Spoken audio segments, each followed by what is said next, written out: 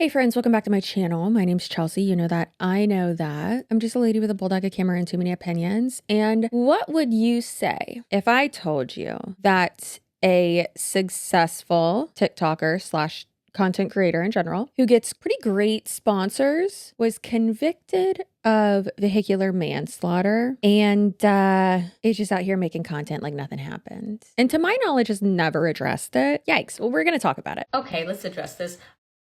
What's one thing that I hate more than the topic of whatever today's video is about? Spammy and scam calls. No, you're not interested in the property that I have at 123, literally never lived there in my life or owned a property there, Avenue. No, I don't want a Medicare knee brace. No, you don't need to tell me about my car's extended warranty. Do you ever wonder how these people get your information? It's because there are companies called data brokers that sell your information, your name, birthday, address, phone number, email address. And yes, they do it without your consent. Yes, they don't care. And they sell all of that for millions of dollars to literally anybody. And legally, do they have to remove your information if you ask them? Yes. But do they make it extremely difficult to do so? Even more so, yes. And that is why the sponsor of today's video, Aura, is something that I am so thankful for, and that I have everyone in my household using and my entire family as well. Aura does all the hard work for you, not only submitting opt-out requests and scanning the internet to make sure that your information isn't out there when it comes to these huge data breaches with these large companies that aren't going to do anything to protect your information, but they also have VPNs with over 100 different locations, real-time fraud alerts, password management, parental controls, and 24/7 monitoring to keep your information and your personal data safe online. Aura is all-in-one digital security. So if you want to take advantage of that, which, hi, how you doing? You should. You can go ahead and go to aura.com/CCSUAREZ and take advantage of their 14-day free trial and really see, I'm telling you how spooky it is, of how much of your information that you're not even aware is out there. So go ahead, take advantage of that 14-day free trial with aura.com/CCSUAREZ and let them do the hard work for you and keep you safe online. Today, we're going to be talking about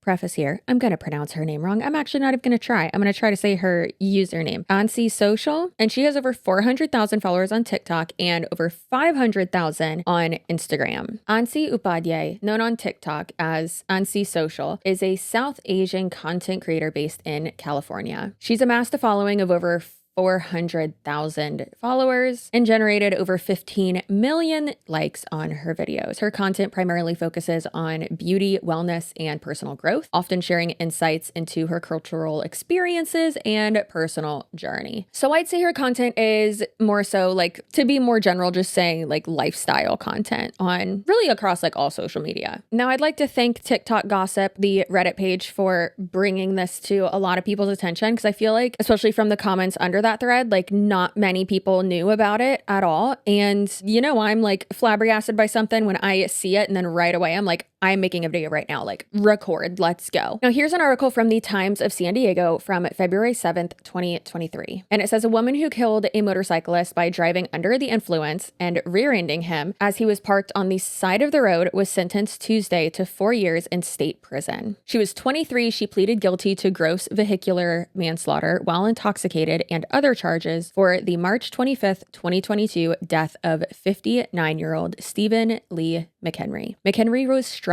at about 10:30 p.m. while on the side of Midland Road near Somerset Road, and he died at the scene. Prosecutors said that she was speeding. She had a blood alcohol level of 0.17, and that was a few hours after the crash. So I would assume, you know, the reason why they're saying that is that it would have been higher when it actually happened. And in California, apparently the BAC limit is 0.08. So that means that hers was over twice the legal limit. Yikes. And she was also under the influence of cocaine at the time too. Little cherry on top. And then of course the speeding as well. Her defense attorney asked for a term of probation with a suspended prison sentence that would take effect if she violated probation. He argued that Anci.Social has been on house arrest for much of the time since her arrest and has gone to rehab, attended more than 150 AA meetings since the crash occurred, and has shown substantial contrition. Now, one thing that I think is just wild is that in a statement to the court, she said that she had plans around the time of the fatal crash. I was about to call it an accident, but at the time of the fatal crash, she said that she had plans to go to medical school. Like, what does that have to do with anything? I understand what they're trying to do. They're trying to be like, I had all these aspirations, like, don't let this ruin my life. And it's like, it didn't, unfortunately, but it took someone else's life. And like, sure, you might have had all these aspirations and plans and dreams, but you didn't do that. You got real drunk,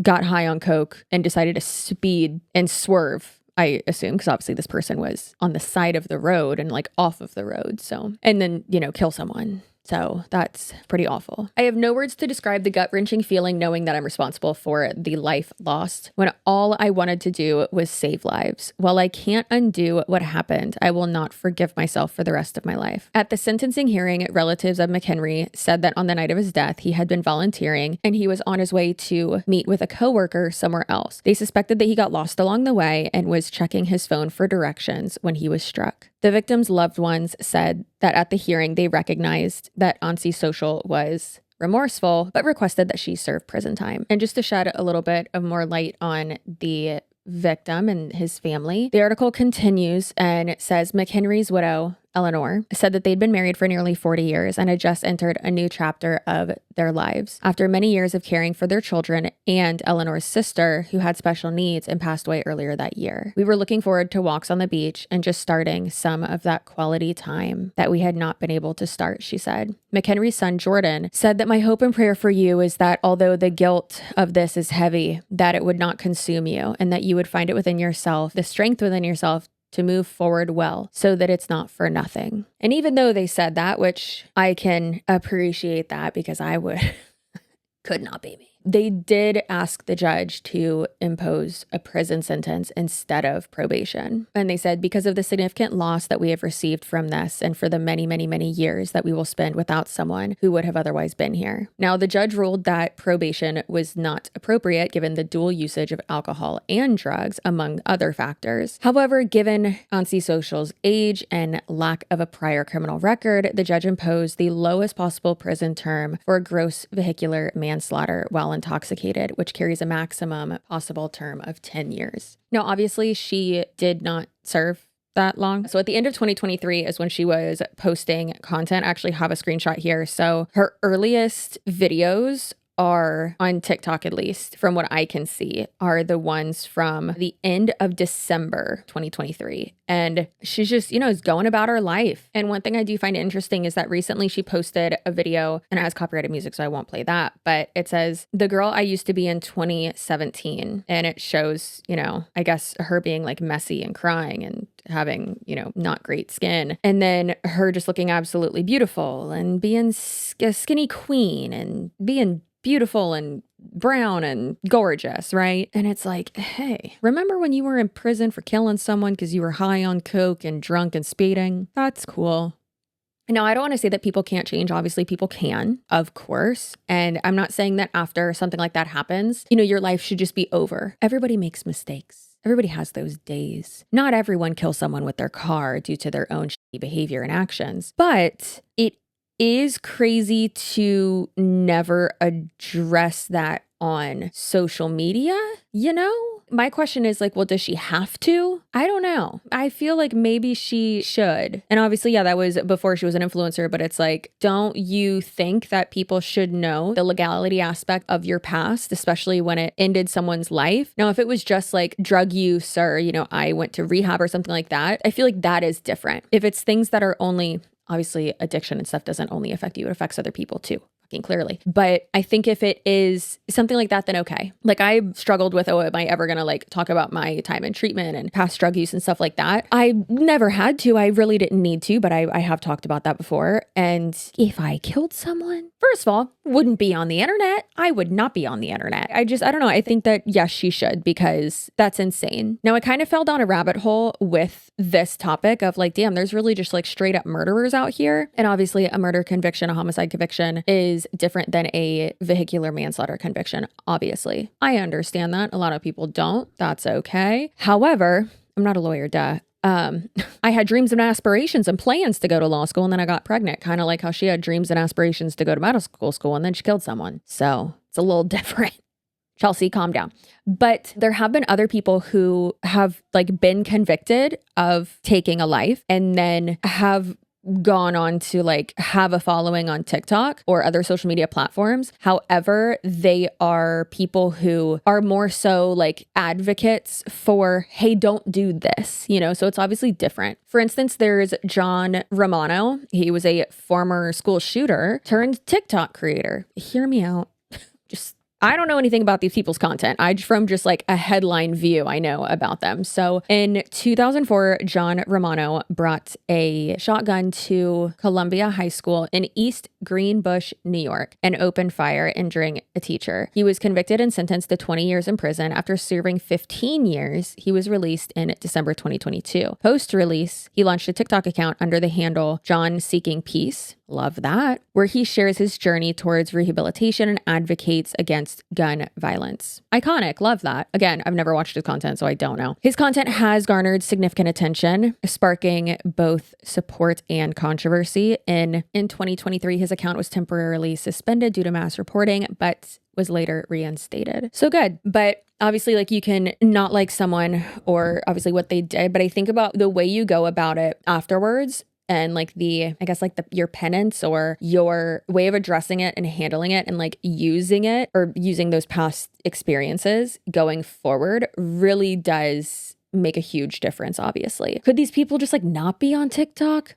Obviously. But hey, I think hearing from someone who was in that state of mind where they thought, or rather had convinced themselves that that was their only option. And now looking back, they're like, oh dear God, what did I do? Like, why did I do this? I think that's valuable. Okay. I know. Don't listen. As a very responsible, well-trained owner of many firearms, girl, do we need stricter laws? Yes, we do. And obviously, cries an American. It do be tough out here, okay? Literally don't want to send my kid to school because I don't want, that to happen. So morbid, my God. Yeah, so we need stricter everything. And I think that if he's being an advocate for that, his voice is actually really valuable when it comes to that, Again, I've never watched his content, so hey, I could be completely wrong and y'all are going to cancel me for it. But maybe not even with him, just in general, that like premise and that idea of someone in that space that could be valuable. And hey, he's served his time. If you think it was too little or, whatever, okay, I get it. And then we have,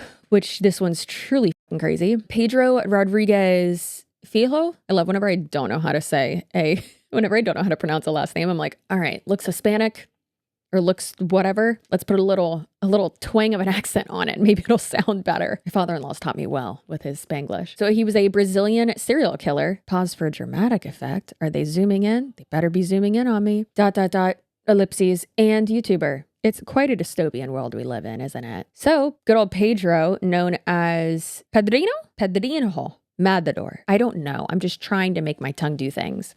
That's what she said. He said, oh well. Was a Brazilian vigilante serial killer. He already got me on his side. I'm done.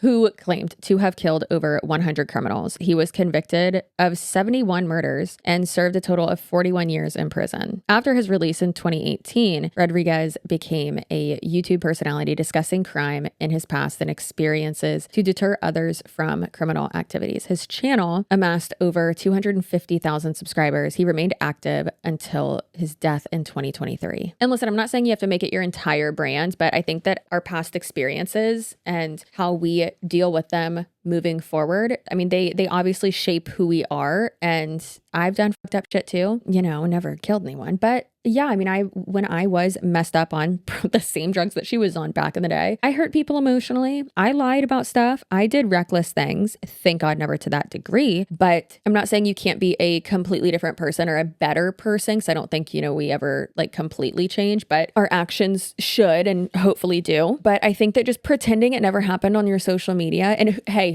what do I know? She could possibly have talked about it somewhere, but even looking in her comment sections, like I'm not seeing anything about it. And is that because she has those words blocked? Could be. That's crazy if so, which I don't know, but that's insane. So this is definitely a nuanced conversation. Please do let me know. My heart breaks for the victim's wife and obviously for the victim too and their family in general. But, you know, they were looking forward to being empty nesters, and Anci.Social and her horrible choices of her past stripped them away from that and took someone's life. And I'm sure it haunts her every day of her life, but you really can't tell from her lifestyle content, you know? And of course, just because we don't see how tortured someone is doesn't mean it's not happening. I mean, I was going through some of the darkest depression ever postpartum, and y'all didn't really see that. I was kind of way more of a bitch. So like a lot of y'all did see that.